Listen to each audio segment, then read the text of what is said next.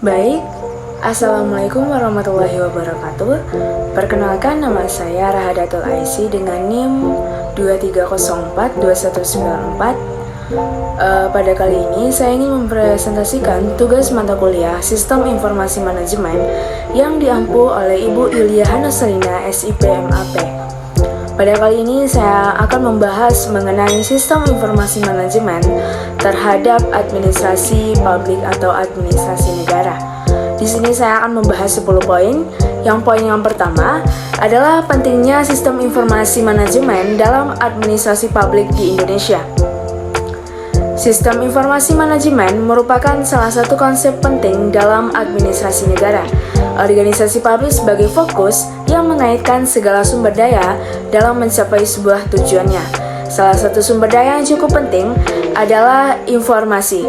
Agar organisasi publik mampu meningkatkan efisiensi dan memberikan pelayanan umum yang lebih baik dan penanganan informasi yang modern tidak dapat dilakukan hanya sekedar komputerisasi yang berupa pengenalan perangkat komputer, tetapi juga mengembangkan tetapi juga dapat dilakukan dengan komputerisasi yang berupa pengadaan perangkat keras komputer, tetapi juga mengembangkan organisasi secara berkesinambungan. Dengan demikian, dalam hal kebutuhan akan sistem informasi yang lebih efisien dan dapat diandalkan dalam membuat keputusan manajemen, unsur utama yang berpengaruh adalah unsur teknologi, yaitu teknologi otomasi dan komputerisasi.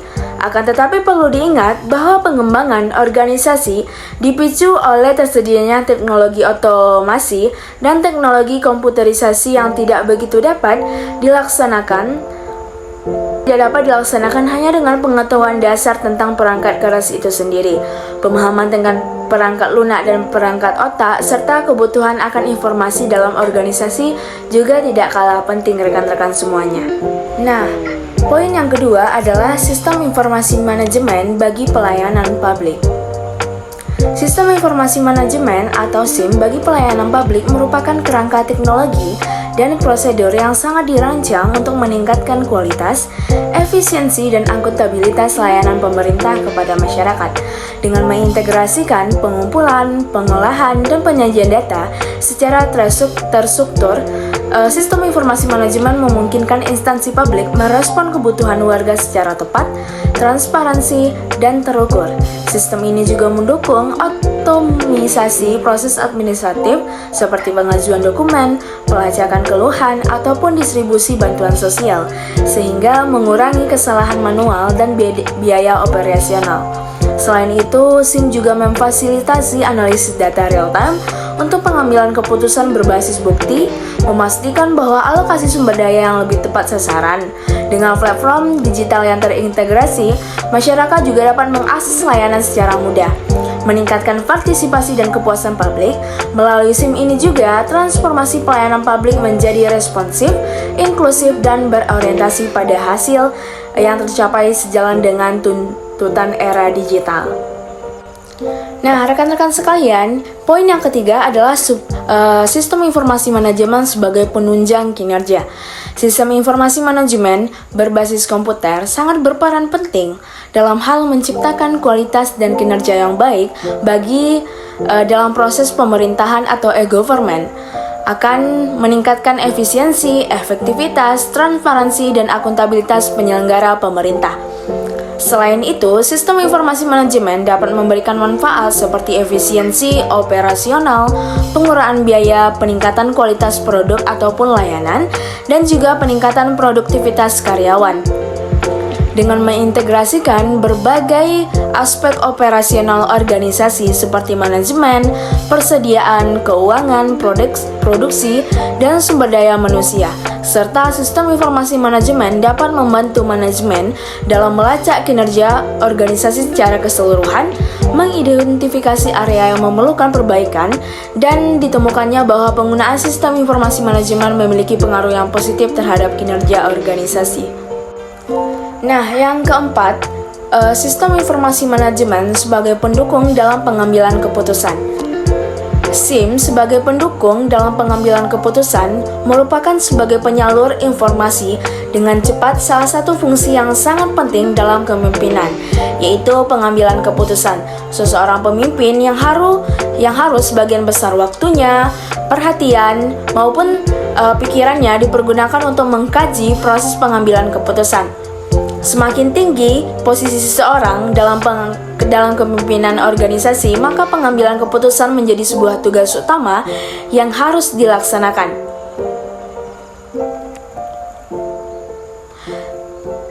Selain itu, perilaku dan cara pemimpin dalam pola pengambilan keputusan sangatlah mempengaruhi perilaku dan sikap dari para staf-stafnya. Pengambilan keputusan merupakan sebuah hasil dari pemecahan masalah, jawaban dari suatu pertanyaan sebagai hukum situasi, dan merupakan pemilihan dari salah satu alternatif dari alternatif yang ada, serta pengakhiran dari proses pemikiran tentang masalah ataupun problema yang dihadapi. Adapun hasil dari pengambilan keputusan adalah keputusan atau decision. Pengambilan keputusan yang memiliki dua fungsi yang merupakan pangkal permulaan dari semua aktivitas manusia yang sadar dan terarah, baik secara individu maupun secara kelompok, baik secara institusional maupun secara organisasional. Baiklah, poin yang kelima yaitu tantangan keamanan security dalam penerapan sistem informasi manajemen ataupun SIM. Keamanan data dalam sistem informasi manajemen adalah aspek yang kritis untuk setiap organisasi. Risiko keamanan data dapat berasal dari berbagai sumber dan dampak yang sangat serius. Oleh karena itu, organisasi perlu mengidentifikasi risiko-risiko ini dan mengimplementasikan strategi perlindungan yang sesuai. Dengan demikian, organisasi dapat melindungi data berharga mereka, menjaga kepercayaan pemangku kepentingan, menghindari kerugian finansial yang tidak perlu. Keamanan data sistem adalah sebuah investasi yang penting bagi masa depan yang sukses. Saran-saran praktis yang dapat mengatasi risiko keamanan data dari SIM ini, yang pertama adalah keamanan cyber utama, yang merupakan prioritas perlindungan dari serangan cyber dengan investasi dan perangkat lunak, keamanan dan pelatihan karyawan. Yang kedua adalah kesadaran karyawan. Yang ketiga adalah solusi keamanan jaringan. Yang keempat, rencana pemulihan data. Yang kelima, audit kepatuhan. Dan yang keenam adalah evaluasi berkala. Selanjutnya, materi yang keenam adalah ancaman atau threat. Perkembangan sistem membuka celah bagi para pejahat cyber untuk memberi berbagai ancaman yang bisa merusak keamanan penggunanya. Berbagai macam cara yang dapat dilakukan oleh pelaku untuk merusak keamanan sistem informasi yang ada.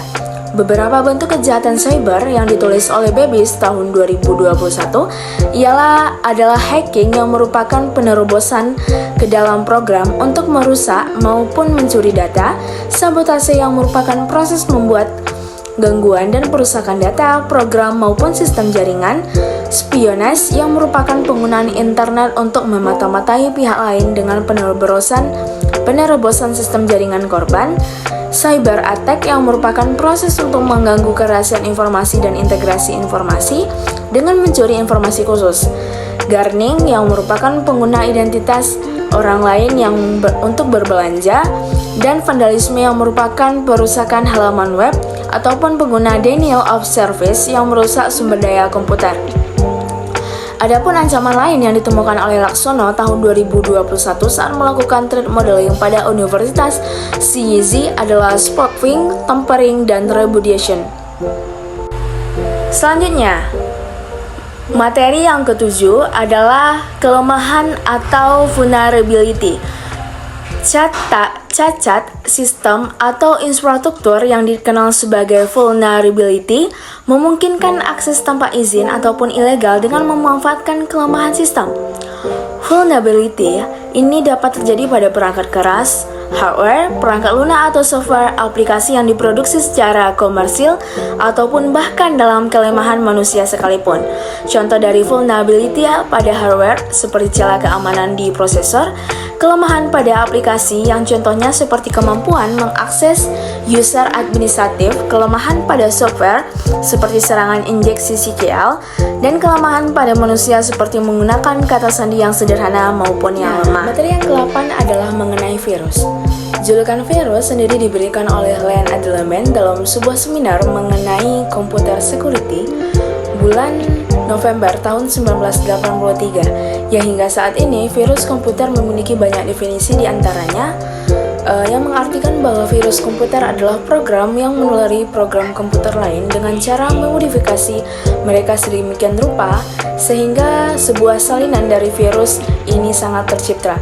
Ini merupakan pendapat dari Famel Kane tahun 1995 halaman 5.